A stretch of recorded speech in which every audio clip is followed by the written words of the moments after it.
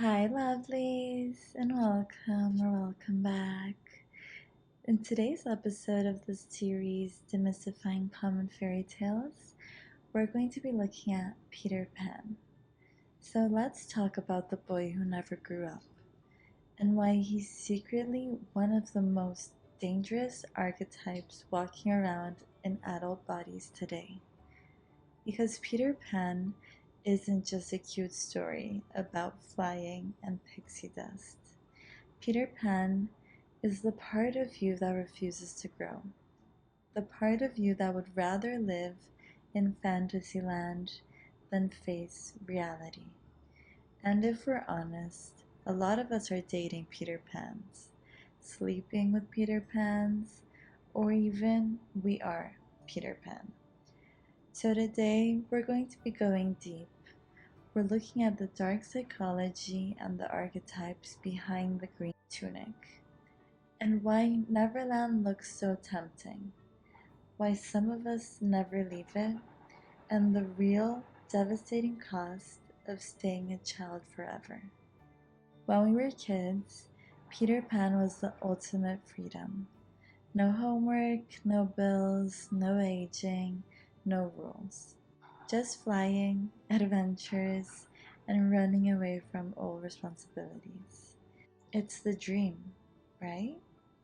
But as adults, when we rewatch this story through the psychological lens, and as adults, to create a safe environment where the child is protected, held, and cared for. Let's start with Peter himself. Peter Pan is charming, he's playful, he's adventurous, he knows exactly how to make you feel like the most special person in the world for just a fleeting moment. But he can't stay. He literally cannot grow. In our world, this is a person who hates routine. They are allergic to the words responsibility, long term, or consistency. Jung's puer aeternus is the part of us that wants the feeling of being chosen, or extraordinary, without doing the grounded, boring, daily work that real life requires. Think about it.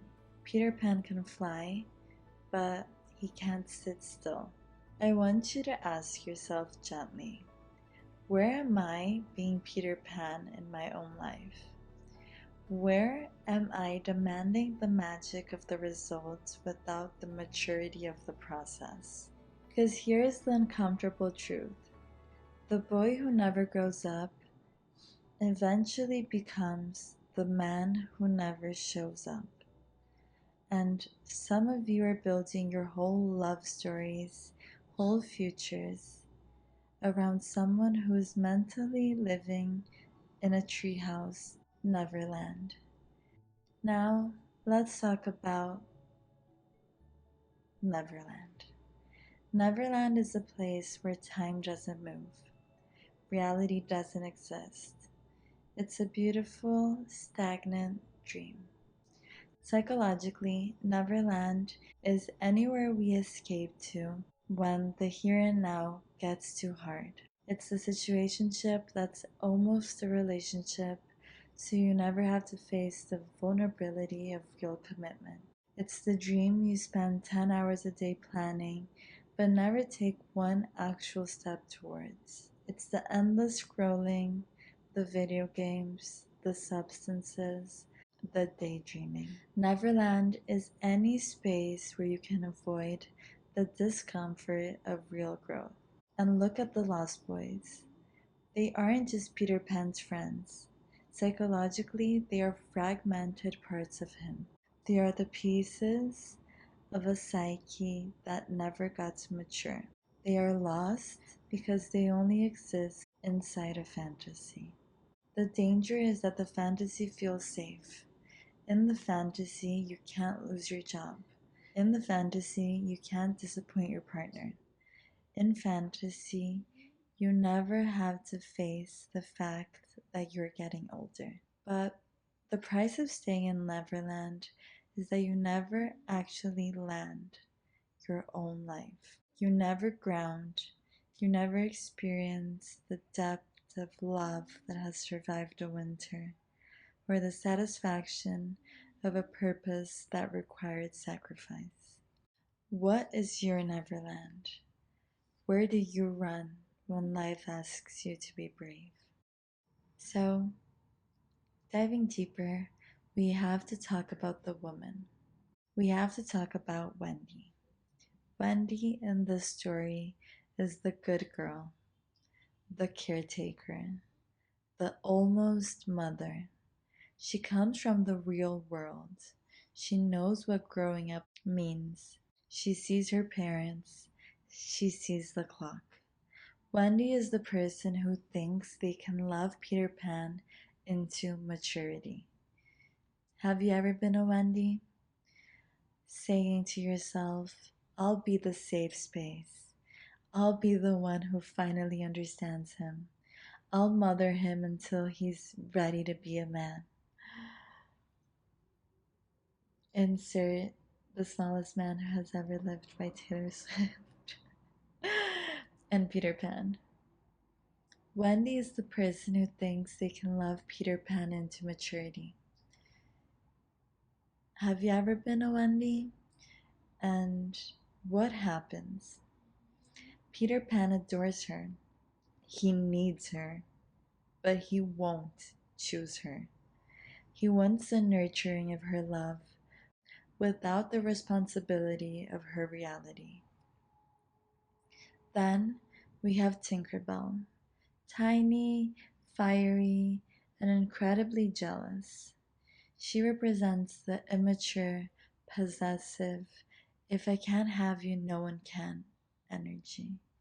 She's the part of us that is stuck in childish love, reactive, all or nothing, and desperate for attention. Behind all of this is a profound mother wound. Peter is obsessed with mothers. He listens at the windows for them. He craves that nurturing, but he fears the dependence. He wants the care, but he's terrified of being controlled or trapped by an adult woman. If you find yourself constantly attracting projects, people who feel like you need to fix, heal, or erase, check in with yourself. Is your inner Wendy trying to reparent someone who has no intention of ever landing?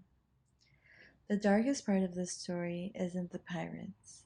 It's the emotional casualties left in the wake of someone who refuses to grow. How many people are waiting at the window for a boy who never planned to actually stay?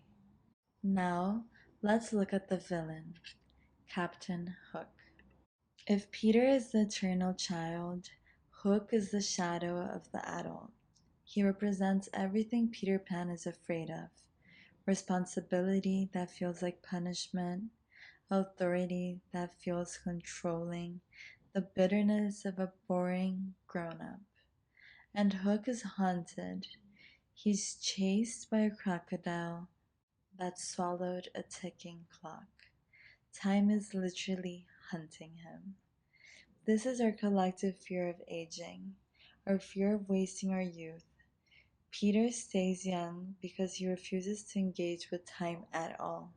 He disconnects from the father principle, which in psychology represents structure, discipline, boundaries, and accountability. For many of us, the father figure in our lives felt harsh or absent, so we react by going full Peter Pan. I'll never be like them. I'll never grow up. But avoiding the father doesn't make you free. It just keeps you unanchored. You're floating. Real maturity isn't about becoming Hook, bitter and scared. It's about becoming an adult who can hold both: the imagination of a child, the childlike innocence, joy, and bliss, and the grounded structure, maturity, and stability of the adult.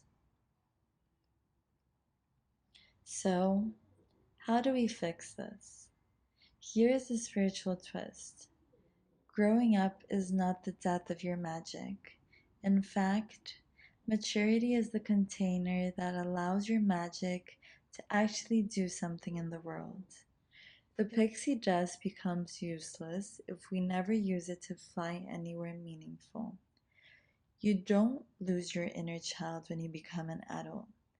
You finally become the adult who is strong enough to keep that child safe. Neverland is a fun place to visit, but real life is where your soul actually blossoms. Growing up spiritually means taking responsibility for your patterns. It means letting relationships be honest instead of just magical. It means allowing routine and discipline to support your dreams instead of seeing them as a cage. The real glow up is integration. It's taking your Peter Pan, your joy, your playfulness, your curiosity, and handling him with care, turning him over and into a healthy adult self. We all have a little Peter Pan, a little Wendy, a little Tinkerbell inside of us. The work isn't to shame those parts, it's to sit with them, hold their hand, and say, I love you, but we can't live in the clouds forever. It's time to come home. Let's land and ground into this life. Let's build something magical in reality, something real. Let's grow up and still keep our sparkle. I would love to hear from you in the comments. What is your Neverland? What is the one fantasy you use to escape your reality?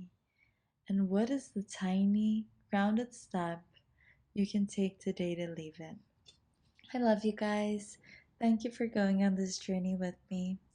It hasn't been an easy one. I'm very excited to sit down and dive into my personal Neverland with you guys. Let me know if there's a specific fairy tale that you would like me to discuss next. And don't forget to stick around, subscribe, and like this video if you're enjoying this journey with me. I love you. You mean so much to me. And happy healing.